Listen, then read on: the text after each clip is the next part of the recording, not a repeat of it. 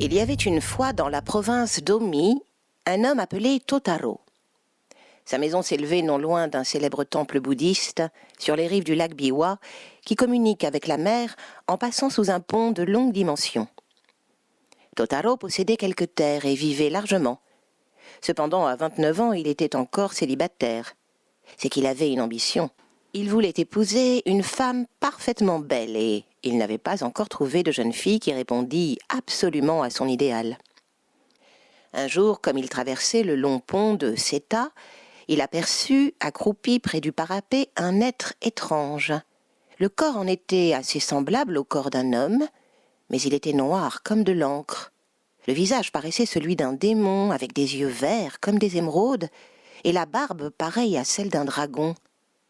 Tout d'abord, Totaro éprouva une grande frayeur, mais les yeux verts le regardaient avec une expression si douce qu'il hésita, puis osa interroger le monstre, et celui-ci répondit « Je suis un Samébito, un homme requin.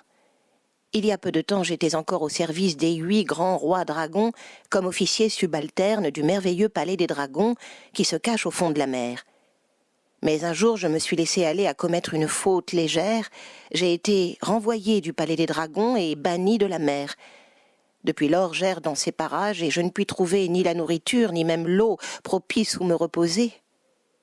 Si vous avez pitié de moi, je vous en supplie, aidez-moi. Donnez-moi un abri et de quoi apaiser ma faim. » Le monstre prononça ces paroles d'une voix si plaintive, d'un air si humble, que le cœur de Totaro en fut touché. « Suivez-moi, dit-il. Il y a dans mon jardin un étang large et profond, et vous y vivrez aussi longtemps qu'il vous plaira, et je vous nourrirai de poissons frais et de coquillages. » Le Samébito suivit Totaro avec joie. Il s'installa dans l'étang et parut s'y trouver tout à fait à son aise. Il y vécut pendant près de 6 mois, et Totaro lui apportait chaque jour quelques-uns des mets dont se nourrissent les créatures de la mer. Or, le 7e mois de la même année, un important pèlerinage de femmes se dirigea vers le grand temple bouddhiste appelé Miidera, situé dans la ville d'Otsu. Et Totaro se rendit à Otsu pour prendre part aux fêtes. Et voici que parmi la multitude de femmes assemblées, il remarqua une jeune fille d'une beauté extraordinaire. Elle paraissait âgée d'environ 16 ans. Son visage était aussi blanc et aussi pur que la neige, et la beauté de ses lèvres annonçait qu'elle ne devait prononcer que des paroles aussi sonores et aussi douces que la voix du rossignol chantant dans les branches du prunier. Or, dès l'instant où il l'aperçut, Totaro en tomba éperdument amoureux. Lorsqu'elle quitta le temple, il la suivit à une distance respectueuse. Il apprit qu'elle était descendue avec sa mère pour quelques jours dans un village voisin appelé Seta. Il interrogea les paysans. Il sut ainsi qu'elle se nommait Tamana, ce qui signifie « joyau ». Elle n'était pas encore mariée, et ses parents ne voulaient pas qu'elle épousât un homme ordinaire. Aussi exigeait-il un cadeau de fiançailles considérable, une cassette contenant 10 000 rubis. Totaro retourna chez lui. Il se trouvait très malheureux. Il s'étonnait de l'étrange cadeau de fiançailles exigé par les parents de Tamana. Il y pensait à tout instant, mais plus il y pensait, plus il jugeait insensé son désir d'épouser Tamana. Même à supposer qu'il existât 10 000 rubis dans tout le pays, qui donc, sauf un prince puissant, pourrait espérer les acquérir tous? Pourtant, Totaro ne parvenait pas à chasser de son souvenir, fût-ce pendant 1 heure, l'image de la belle jeune fille. Il en était amoureusement obsédé au point qu'il ne pouvait plus manger ni dormir. Un jour, enfin, Totaro tomba malade, si malade qu'il ne parvenait même plus à soulever sa tête de l'oreiller. Alors, il envoya chercher un médecin. Le médecin l'examina minutieusement, puis il poussa une exclamation de surprise. « Il est possible de guérir presque toutes les maladies par un traitement médical approprié, dit-il. Toutes les maladies, sauf celle de l'amour. Il n'y a point de remède à ça. Dans les temps anciens, Roya o Akigo est mort de ce mal-là. Préparez-vous à en mourir comme lui. » Et le médecin s'en fut sans rien prescrire. Or, ce jour-là, l'homme requin qui vivait dans l'étang du jardin de Totaro apprit la maladie de son maître. Et il sortit de l'eau et s'en vint jusqu'à la demeure du jeune homme pour le soigner. et il s'occupa de lui, nuit et jour, avec la plus vive affection. Mais il ignorait et la cause et la gravité de la maladie de son maître. Cependant, une semaine plus tard, Totaro fit ses adieux à son ami le monstre marin en lui annonçant qu'il allait mourir. Totaro eut à peine fini de parler que le Samébito poussa un étrange et farouche cri de douleur et se mit à pleurer amèrement.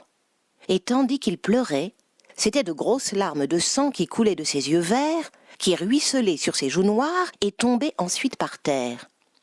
Et en touchant le sol, les larmes de sang se solidifiaient, prenaient un éclat surprenant et devenaient des joyaux d'un prix inestimable, des rubis merveilleux. Totaro, très las, regardait tristement pleurer son ami quand, tout à coup, il s'aperçut du miracle. De surprise et de bonheur, il sentit ses forces lui revenir. Il sauta de son lit et se mit à ramasser les larmes de l'homme requin et à les compter. Puis il s'écria « Je suis guéri! Je vais vivre! Je vais vivre !» Alors, stupéfait, l'homme requin s'arrêta de pleurer.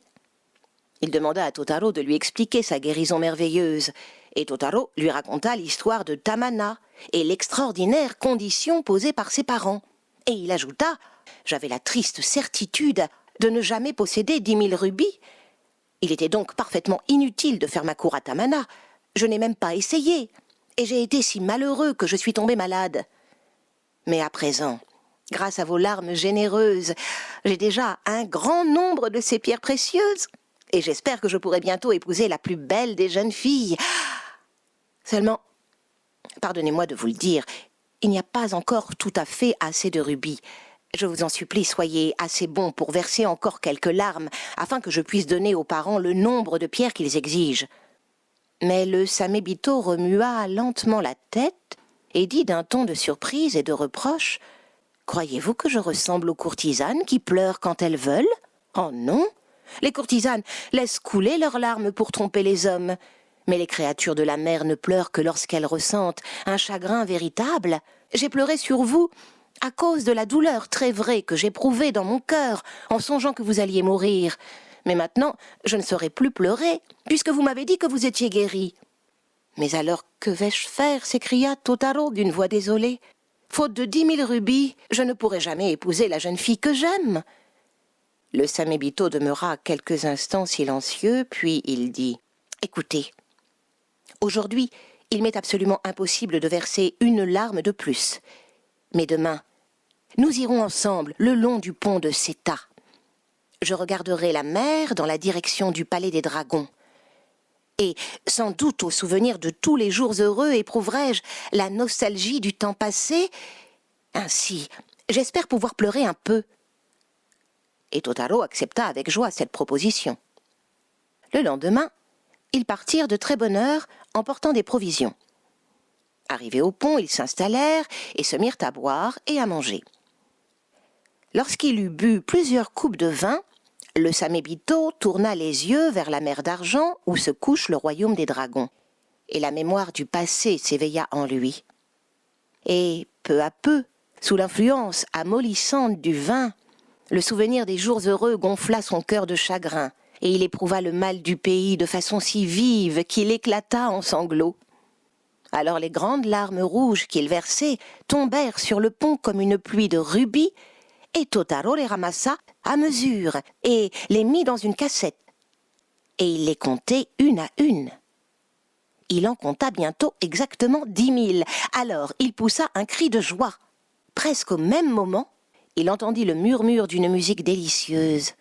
Et au large de la mer, lentement se dressait, comme un mirage emplissant tout l'horizon, un palais couleur du soleil couchant. Alors le Samébito bondit sur le parapet du pont. Il regardait ce palais de tous ses yeux, et il se mit à rire de joie. Puis, se tournant vers Totaro, il dit « On a sans doute prononcé une amnistie générale dans le royaume des dragons. Les rois me rappellent.